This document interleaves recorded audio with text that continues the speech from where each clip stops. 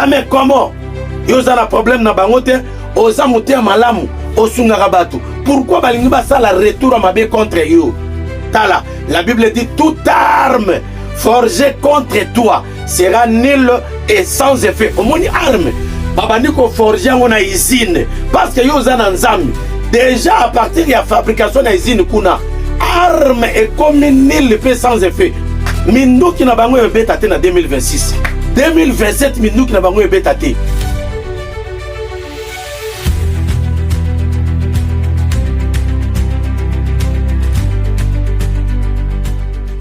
Ce que moni bazobundisa étoile, c'est que bazobundisa biloko misato. Prédestiné, mission, pena réussite. Patrick Surnaturel Bliss TV.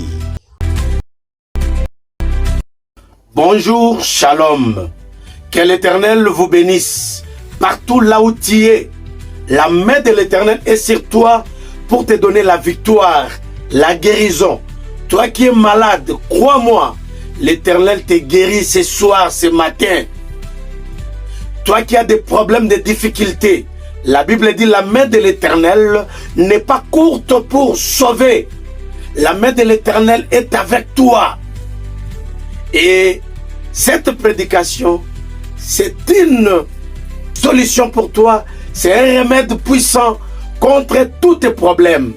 Et l'Éternel va te donner une solution adéquate ce soir si tu crois en moi et en Dieu. Parce que Jésus-Christ, étant sur la terre, étant serviteur de Dieu, il avait exhorté les gens en disant « Croyez en Dieu et en moi ». Que l'Éternel te bénisse. J'ai béni la personne qui est derrière la caméra. Elle s'appelle Blessing Mazoumé. Vraiment que l'Éternel la bénisse.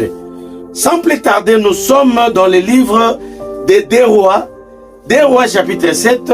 Nous allons commencer à partir du premier verset. Nous allons descendre petit à petit. Je prie l'Éternel. Éternel, bénis ce moment. Circoncis toutes les oreilles. Au nom puissant de Jésus-Christ de Nazareth, que ta parole soit annoncée avec succès, avec gloire, parce que la Bible dit, un témoin fidèle apporte la guérison. Je veux que j'apporte la guérison dans la vie d'une femme, dans la vie d'un papa, dans la vie d'un enfant qui souffre, qui est cloué au lit de l'hôpital. Maintenant, que la puissance de la résurrection descende et que celui qui est malade, celui qui a des problèmes, celui qui cherche du travail, celui qui cherche des enfants, oh Dieu, que tu lui puisses lui donner une solution adéquate maintenant. Oh Seigneur, tu n'abandonnes pas tes enfants. La Bible dit, Jésus-Christ a dit, je ne vous laisserai pas comme des orphelins. Je serai avec vous jusqu'à la fin du temps. Au nom de Jésus-Christ, j'ai ainsi prié. Amen.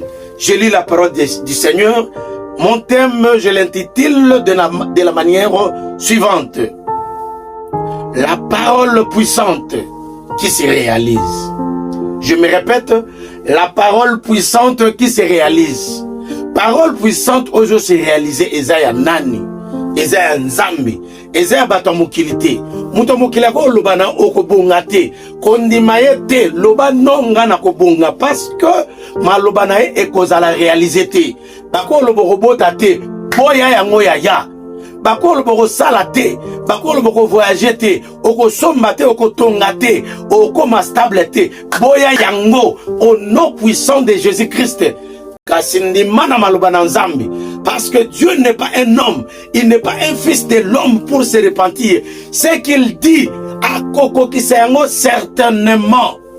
Pesanga amen ya bien. Bakisanga amen ya malonga. Amen ya ba victorieux. Je lis la parole du Seigneur. Élisée dit, écoutez la parole de l'Éternel.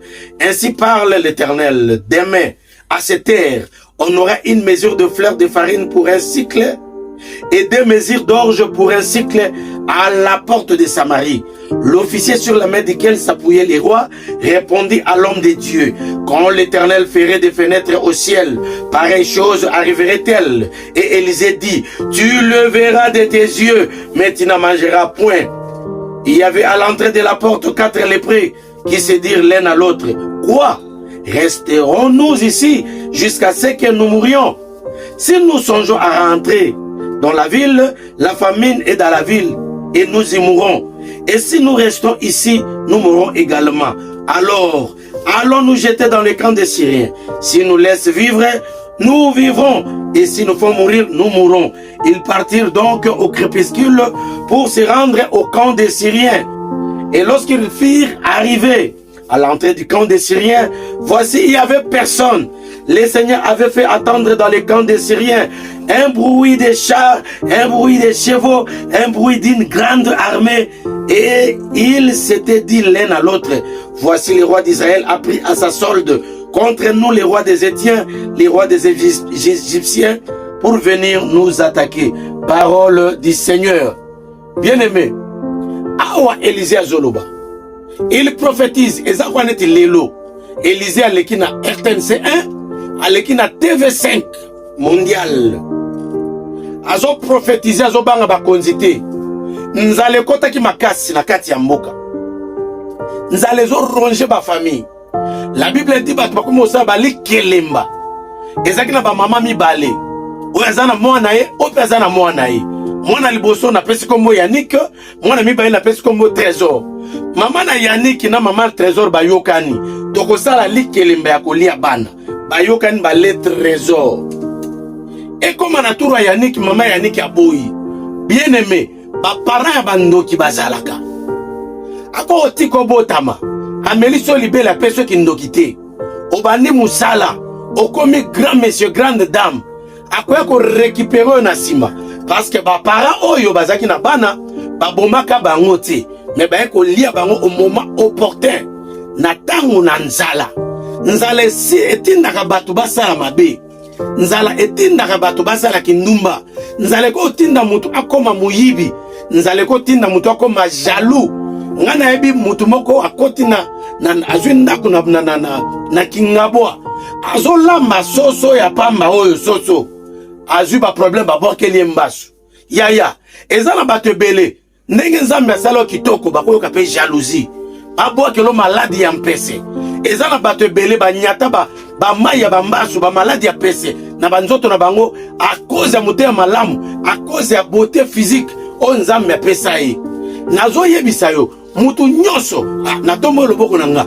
Mutu nyonso oyo azoloba maloba mabe, oyo azobongisa ba mauvais sort contre yo, azobongisa mbasu, abongisa ba hémorroïde, ba faiblesse sexuelle, maladie ya sida, diabète ya kindoki, esimba yo po asepelaka na yo te, asepelaka te ndenge ozaka mayele, ayamba moto kake na nzambe ekitele kwela ye na kombo na Yesu Kristo wa Nazareth. Amen. Comment yo za na problème na bango te, oza motema malamu osungaka batu. Pourquoi balingi basala retour à mabe contre yo? Tala, la Bible dit toute arme forgée contre toi sera nulle et sans effet. Omoni arme babandi ko forger ngona usine parce que yo za na nzambe. Déjà à partir de la fabrication de usine kuna arme est comme nulle et sans effet. Minduki na bango ebeta te na 2026.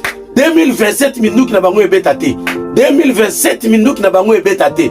Parce que tu es de l'Éternel, tu es de Dieu. Prophète abandi ko prophétiser abi lobby nzala oyo ekosila. Alors roi akomena kanda kata mutu prophète parce que ba mamoyo oyo baliaki mwana ye alingaki balia pe mwana muninga mususu lokola kope simbaki te abandi ko gange pa ya roi. Alobi oh roi sauve nous. Roi pe alobi ngana kobikisa bino na nini avec quel genre de miracle nde roi siliki le prophète Élisée. Cela veut dire quoi? Et pas il y a prophète solution ezalaka. Soki oza na problème oluki mosali na nzambe, obengi mosali na nzambe, omikitisi okomona loboko na nzambe. Ici le prophète Élisée a incarné nzambe et puis mokili momimba na roi botia confiance et pas mosali na nzambe. La Bible dit ceci dans le livre de 2 Chroniques chapitre 20 verset 20. La Bible dit, confiez-vous à l'Éternel votre Dieu, vous serez affermis. Et à ses serviteurs, les prophètes, vous réussirez. Avec le serviteur de Dieu, le prophète, il y a la récite bien-aimée. Au début que le prophète Élisée a prophétisé, demain à cette heure, on aura une mesure de fleur de farine à un cycle d'argent. Et puis farine et kita, biloko et kita. Nazo prophétiser. Na vie na yo okutana ba opportunité. Nazo prophétiser. Okutana mobali ya bien. Ata makambo beba ki année passée. Ata makambo beba ki famille na bino balobela ki o mabe. Mais nga lokwa mosali na nzambi. Na ye na liloba na nzambi. Na ye na lumière. Na ye na mungwa. Na ye na pole na vie na yo. Ekosimba. Demain à cette heure, on aura une mesure de fleur de farine à un cycle d'argent. Et l'autre c'est impossible, et ça la maté, nous allons n'engue tungisi moka, passionné batbakum bomana, prophète Azolo Bakabo, prophète Andimina no risque, Aza ministre des Finances, aïe aïe aïe aïe, Aza ministre de l'économie, Aza ministre du budget, mais Azo prophétisé. Alors demain, il y aura un miracle, une baisse de prix. Bon, mon miracle. Oh non, soyez confiants envers les hommes de Dieu. Soyez confiants. Hein? Ceux qui ont image bimi bien, pour condamner blessing kuna azakuna derrière la caméra. Au moins, on sait l'ensemble de bani koloba. Babie zakina soda moko na otia temi. Alobi atanza me fongol manini salikolo. Pareille chose ne peut jamais arriver. Eh messieurs, yo yebi manini salikolo, bana Israël, balia man na désert pendant 40 ans. Lo le fongoma, lo le kitsaba kai, ambisi. Lola et Salama Kamou. La Bible dit, il y avait un rocher spirituel qui les abreuvait. Ces rochers-là marchaient derrière les enfants d'Israël et ces rochers étaient Christ. Yo yebi, important c'est Lola. Bien aimé, côté le mera mamba lola te mama nzambe te, tele mera mamba bale, ça là ba discussion de mama politique, mais na makambo nzambe te. Dieu est derrière les paroles de ses serviteurs pour l'accomplir. Il est derrière les paroles de ses envoyés pour les exécuter. Tika ete guérison et la tanzoto. Ataba minganga wabi robikate. Ataba bike no makamune sugi nengwana. Nazo ebisayo santé nous a la rétabli. Et c'est là au nom de Jésus-Christ de Nazareth. Yozo landanga. Ozana ba prison. Oyebite mukoni robima. La main de l'Éternel est capable de te toucher. Peko bimisa okuna. Ozana problème. Babotelo lupang. Et pas batombongo. Ba monotinate. Bazo corrompre ba magistrat ba avocat. Yo un avocat malamouté. Nazo yebisayo, le meilleur avocat, c'est Jésus-Christ de Nazareth. Quand il se lève, tes ennemis vont se disperser.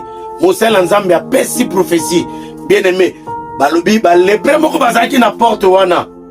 Na entrée à Samarie. Balobi, ceux qui t'ont kuna na mboka, basi ba bengana biso. Et aussi matenza les abuna to kufa. To kende na ngamba ba Syrien, po ba Syrien, bazinga ki bana Israël. De façon que nous va cerner bango, bana Israël bako bimate, bako sabilangate, c'est pourquoi nzala e koma ki na mboka. Banan ba zingelio, pour ba créer nzala, ba créer kozang musala, ba créer kozang kobota, ba créer kozang stabilité, banani ba zingio, na poko ya lelo, na tongo ya lelo, ale bazo longwa. La Bible dit, bako ya nzela moko, mais bako panza nzela sambo. Tikate banguna no ba panzana, banguna famille bo tata, ya famille bo mama, ya ba camarade, ya bato bazana ba bazan nzinga na yo na quartier skokoti ba panzana. Et ba quatre lépreux ba jouer intelligence na courage. Jouer intelligence na courage na poko lelo. Kende ko affronter mu konjuana, kende ko affronter mu salawana, kende ko affronter diplôme d'état wana, kende ko affronter diplôme des universités wana, okozwa, kende ko affronter monsiona, affronter libala wana, ekosimba. La Bible dit les 4 lépreux. Balobito kende komi boaka na ngamba ba Syrien. Soki batiki biso tozala, tokozala. Soki ba bomi biso babo makaka eyinda. Baba ndiko kende. Pendant que bazo kende, l'Éternel a créé un miracle. Makolo na bango baba ndeko tia. La Bible dit Nzambe a transformé bapa na bango na a commis le bruit des chars, des grands chevaux. Des chevaux plutôt, na ngamba banguna. Bakum koyoka makelele ba char na ba chevaux. Balobi en tout cas, roi ya Samarie a sangana ba égyptien na ba roi mususu po babo mabiso ale tokima na poko alelo na tombo loboko banguna ba sernaki yo o bazinga ki obongate oken liboso te ale kapakata bakima mbangu po bazoluka malheur na yo ba mauvais sort bazotia balibabe na elongi na yo baotia barido mwindu na elongi na yo bakima batika yo. La Bible dit basirien babandi kokima bandoki ya famille bakokima ya famille botata ya famille bo mama bakokima bazoti ko libre. Il faut bala avec liberté obota ozwa diplôme okende liboso o voyager o somba o tonga o réussir vie na yo avec facilité bazokima basirien nyoso ya butu ya mboka batala kona miroir le bazo pakata bazokima tang bakimi balepre bakomi na place na jubilora kolia mameli basepeli babi lelo ezam kola bonne nouvelle tokotika te sango ezaka boy awa ale tozonga na Samarie tokene koyebisa sango malamu tala na oyebisa muto akuta na nzambi atika lolenge mokote na tuno question répondre ngana ba commentaire ba lepre oyo 4 lepre makona bango ezaki na lepre ba box sali bango tangu nzambi a transformer makolo na bango et comme le bruit des chars et des chevaux batika la kikaka na maladie maba na lobi non yo pepe sanga réponse non na commentaire muto akuta na nzambi nzambi a changer kama kamunaye nzambi a changer histoire ya vie na yo a changer histoire ya famille na yo a changer histoire ya bana na yo a changer histoire à moi si bien mobali na yo histoire à patron na bino histoire à venir na yo ezala changer et c'est là au nom de Jésus-Christ zala na foi ya eko simba atabalbe ko simba te eko simba atabalbe okobonga te okobonga atabalbe okende liboso te ozo kende liboso na tindi kio na makasi ela tanzoto te pesanga amen ya bien amen ya costaud amen eko kinanga ce amen komelinga yopo zui miracle ce amen komelinga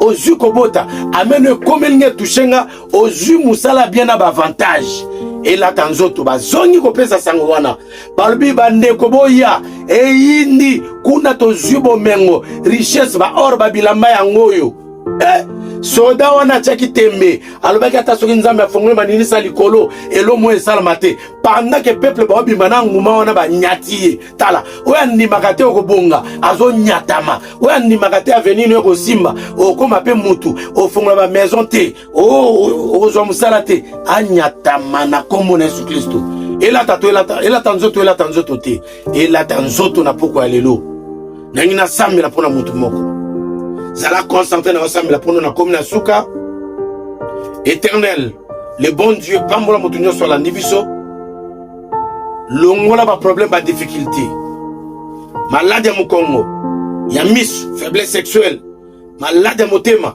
ba trouble na libomu malade na niveau cerveau et longo ekwe na comme Yesu Kristo ba infection ki ndoki ba malade ou tene pas ya batu ekwe ya malobi konayo na kombo na Yesu Kristo.